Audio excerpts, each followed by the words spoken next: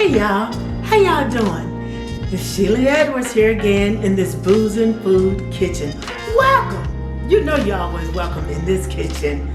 I'm so glad to see y'all again, and I hope that you all are working on that peak day. If it hasn't peaked already, and if it has peaked already, yay for you and for me. Alright, but in this kitchen today, we're going to be putting together Salisbury steak. And you know it's going to be boozing now, because we're going to be putting a little red wine in that Salisbury steak to help it peak all the way up to the top of your taste buds, okay? So we're going to get our Salisbury steak together, and we're going to make it boozy. We're going to put that together over here on the counter. Then we'll be over there on the stove, getting it all fried up and all yummy, and we're going to put a wonderful gravy with that steak. And honey, I'm going to tell you right now, you're going to prefer this Salisbury steak over a T-bone any day, okay? Meet me over here on the counter as we get it put together, all right? See you there. Let's get everything going in this bowl to get this Salisbury steak together. All right, in this bowl, and the process is going to go a little bit like the meatloaf recipe went. So if you haven't seen the meatloaf recipe, scroll down and watch the meatloaf recipe. But let's get going here. In this bowl, I have a pound of ground beef. To this, I'm going to add a slice of bread that I've already dampened. You see it's a little wiggly like that. So it's already dampened. Or you can use a third cup of dry breadcrumbs if you prefer to. Okay? And now I'm going to add my onions. And this is a little less than a half cup of onions. And if you're not an onion person, of course you can reduce the amount of onions that you're using. But we in this house, we love the onions. Okay, now I'm going to add an egg that is beaten. Sorry about that. I'm going to beat the egg a little bit.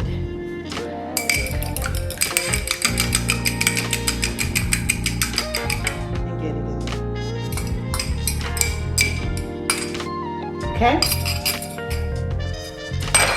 Now I'm going to add my booze. Here I'm using 2 tablespoons of red wine, and I'm using a little bit of this right here, Stella Rosa red. Okay, the red wine. And if you don't want the alcohol in there, you of course can use 2 tablespoons of water. Now I'm going to add, and if you notice, I'm putting everything in there because we're going to have to get our hands in there again, just like we did when we made our meatloaf. So I'm going to put a couple of dashes of this Worcestershire sauce. Okay, and a couple of cracks of just salt there, not a lot of that, you know, and a couple of cracks of pepper. You know, you can go wild if you want to. I love that peppery taste in mine. Okay, so get our pepper in there, and then I'm just going to add about a 1/4 teaspoon of this garlic pepper here. Let's get my taste all in there. Okay, now that's everything that's going into this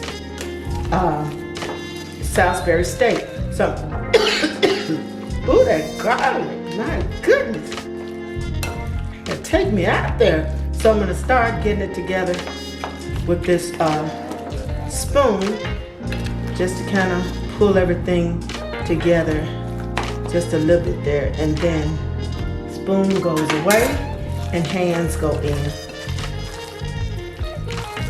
And I've heard some people say, oh, I just can't do that right there, I just can't stick my hands in there.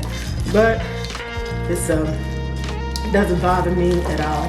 So just get it enough in there to get everything incorporated, and then we'll be ready to put this in the skillet and fry them up. Okay, so our meat is ready to be cooked up, our Salisbury steak that is. So what I'm going to do before I put it into this hot oil over here is I'm going to basically score.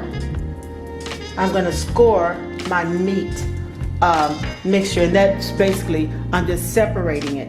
into fourths, because I want this to make 4 even steaks, okay? After I separate it, I'm gonna go ahead and take 1/4 out, put it in my hand, and then I'm gonna basically shape this into an oval shape, somewhat of it, as best I can. You know, it's not gonna be perfect, but you see that shape? That's basically what you want to try to get each of them to. And after you get it shaped, we're gonna go ahead, and I have my pan heating up over here with a couple of tablespoons of olive oil. So I'm gonna go ahead and put this one in. And there we go. Okay, and do another. And we're just gonna continue this until we have all of them cooking.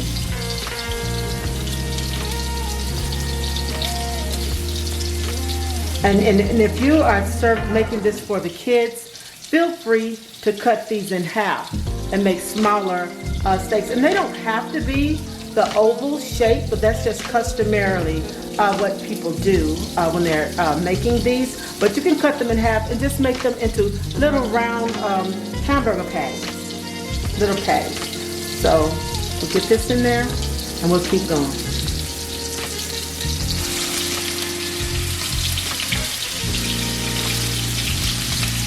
So our meat, our little steaks have been going at it for about 5 minutes. So now I'm gonna flip them to the other side. Look at the beauty of that. Yes? And when you're cooking with wine, you know it has that sugar in it. And so that sugar kind of makes your meat have these little spots in them that say, oh, it looks like it's burning. But it's that sugar cooking in there, okay? So it adds to your goodness. Pull a little bit of off there. Okay, and last one here. And we're gonna give them 5 minutes on this side. And then we're gonna make a little gravy with our steaks. Our meat is ready. The steaks have cooked through. See that beautiful brown on that side? That's what we're looking for. So I'm going to remove these from this pan. Put them up here.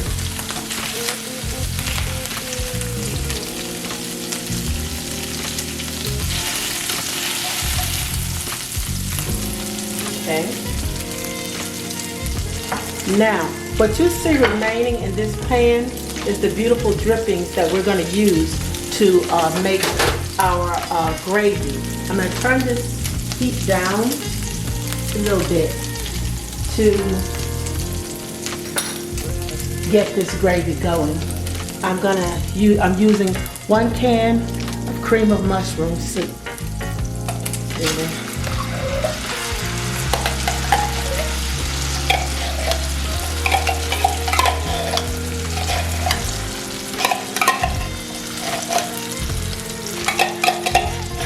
Okay, and I'm going to add to that just a little bit of water. I'm going to whisk that around a little bit.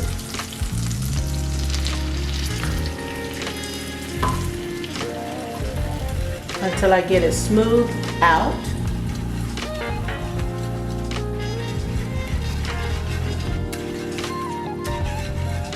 It's already brown. I'm going to move my meat over here.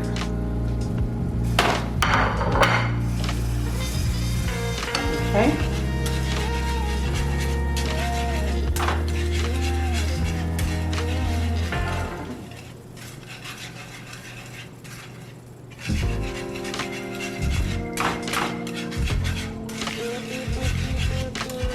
See? I'm just going to add. I'm going to go ahead and add my red wine. I'm using 2 tablespoons of red wine. because I want to layer these flavors in there. I want my gravy to be at the right consistency, but that's about all the wine I want, so I might need to add a little bit more water to get it where I need it to be.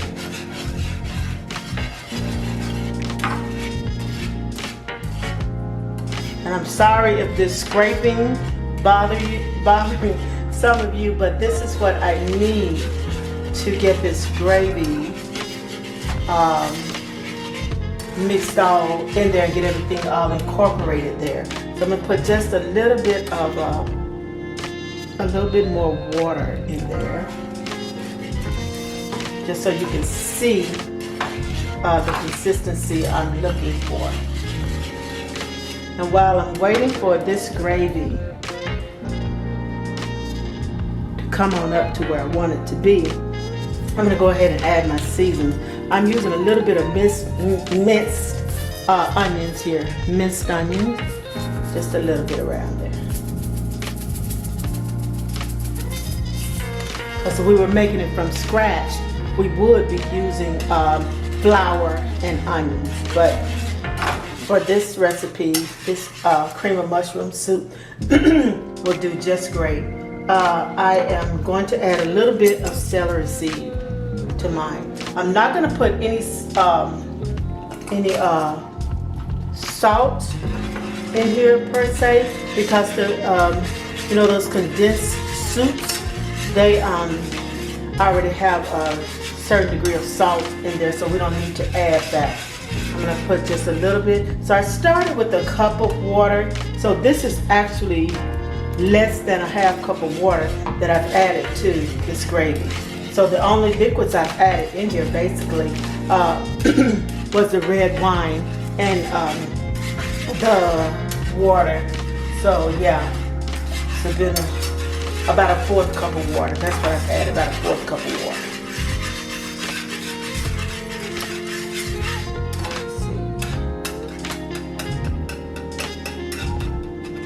Just a little bit more. I'm not putting any more in there because I don't want it to be too watery. Okay? Now, the last thing I'm putting in here is a little bit of this kitchen bouquet. I never make gravy without using this right here. It seems to put the gravy in the gravy, if there's such thing as so. So that's about a half teaspoon, not very much, because kitchen bouquet is kind of strong. Now watch the coloring of this gravy change. You see that? Yes.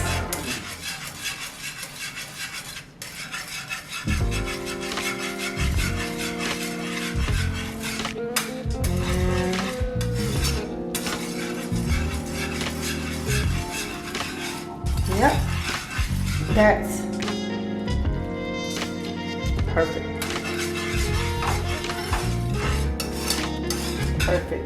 Now all I'm going to do now is add my meat back to this gravy.